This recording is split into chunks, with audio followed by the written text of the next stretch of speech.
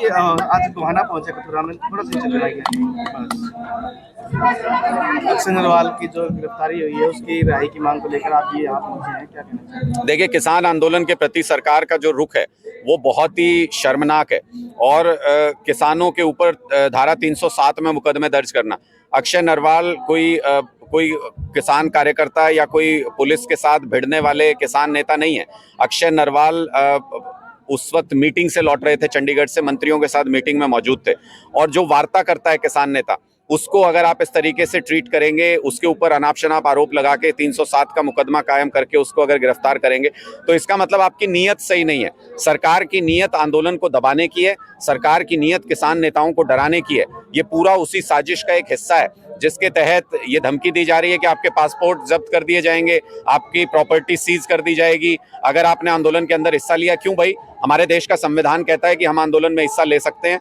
19(1)(b) article ये कहता है कि मेरी मांग अगर जायज़ है और मैं शांतिपूर्ण तरीके से प्रदर्शन करता हूं तो मैं कर सकता हूं। तो उस अधिकार को हमसे क्यों छीना जा रहा है? इसी बात की लड़ाई है। आज उसी के लिए यहाँ महापंचायत का आयोजन किया गया है किसानों के द्वारा, और हम इसमें हमारी पूरी पार्टी आम आदमी पार्टी तन मन धन से किसानों के साथ है, किसानों का समर्थन करते हैं। अक्षय नरवाल की रिहाई के लिए जो भी पंचायत फैसला करेगी उसमें हम भी पूरी तरह से शामिल होंगे। इंडिया गठबंधन हुआ है, आपको हरियाणा में एक सीट मिली है, किससे क्या रहने वाला, किस तरीके से देखते हैं? देखिए, मैंने तो पहले भी कहा है कि कुरुक्षेत्र की सीट मिलना ही अपने आप में इशारा है। कुरुक्षेत्र प्रतीक है अधर्म के ऊपर धर्म की जीत का।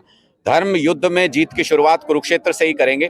कुरुक्षेत्र के अंदर लोगों में जबरदस्त रुझान है, इस बात को लेकर आकर्षण है कि आम आदमी पार्टी को वो सीट इंडिया गठबंधन के तहत मिली है। हरियाणा में 10 की 10 सीटों पर इंडिया गठबंधन भारतीय जनता पार्टी को हराएगा। और ये जो लोकतंत्र के खिलाफ साजिश रच रही है पूरे देश में भारतीय जनता पार्टी, ये जो इंडिया गठबंधन को तोड़ना चाहती थी भारतीय जनता पार्टी, इसका मकसद यही था कि विपक्ष को बिखरा के रखें और जिस तरीके से आंदोलनों को कुचल के लोगों की आवाज दबा दें और फिर तानाशाही चलाएं इस देश के ऊपर, वो होने नहीं देंगे। लोग भी खड़े हो रहे हैं इस तानाशाही के खिलाफ और चुनाव के अंदर इनको हरा के इनकी इस तानाशाही को समाप्त भी करेंगे। पिछले चुनाव में जो है, लोकसभा के चुनाव में आपका जेजेपी का गठबंधन था, लेकिन अब की बार कांग्रेस के साथ हुआ। जेजेपी के नेता कह रहे हैं कि हमने गठबंधन किया जब हमने नई पार्टी थी। हरियाणा में उनके 53,000 वोट आए, लेकिन अब की बार दोनों पार्टियां खत्म होने हो चुकी है। देखिए, मुझे लगता है कि जेजेपी तो 3 में ना 13 में जितनी पिछली बार आई थी, अगर उतनी सीटों पे कैंडिडेट भी ढूंढ लें इस बार तो बहुत बड़ी बात होगी। मुझे लगता है कि जिसने किसानों के साथ दगा किया हो, जो भारतीय जनता पार्टी के खिलाफ किसानों का वोट मांग के और भारतीय जनता पार्टी की गोद में जाके बैठ गया, किसानों के ऊपर गोलियां चल रही हैं लेकिन उनको अपनी कुर्सी प्यारी है, ऐसी जेजेपी हमको सलाह ना दे तो ज्यादा ठीक है। आम आदमी पार्टी इस वक्त हरियाणा के अंदर एक बड़ी ताकत है। 90 की 90 विधानसभाओं में एक एक गांव के अंदर आम आदमी पार्टी के मजबूत कार्यकर्ता खड़े हैं, पूरी टीम खड़ी है।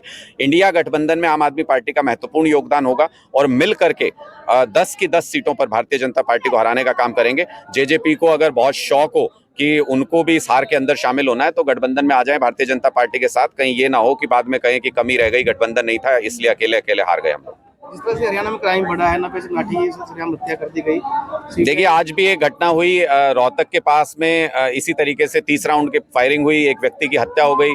ये जिस तरीके से खुलेआम गोलीबारी हो रही है हरियाणा के अंदर, लॉ एंड ऑर्डर की इतनी बुरी हालत इससे पहले कानून व्यवस्था की कभी नहीं थी हरियाणा में। इसका कारण सिर्फ एक है, जब आप कानून का पालन करने वाले, जिनके बच्चे सरहदों पे देश की रक्षा करते हैं, जब आप उनके खिलाफ पूरी पुलिस फोर्स लगा देंगे, जब आप उनको अपराधी मानने लगेंगे, किसानों को उनके ऊपर पूरी ताकत झोंक देंगे, उन पे गोलियां चलाएंगे, लाठियां चलाएंगे, तो फिर अपराधियों को ये पता चल जाता है कि ये सरकार दिशा भटक चुकी है। ये तो किसानों के ऊपर अत्याचार करने में लगी हुई है इनकी पूरी पुलिस फोर्स। अपराधी बेलगाम हो जाते हैं और वही आज के दिन में हरियाणा में देखने को मिल रहा है। अपराधी बेलगाम है, ना खट्टर साहब के काबू में आ रहे हैं, ना विद साहब के काबू में आ रहे हैं। इन दोनों की जुगलबंदी ने हरियाणा के कानून व्यवस्था का सत्यानाश करके रख दिया।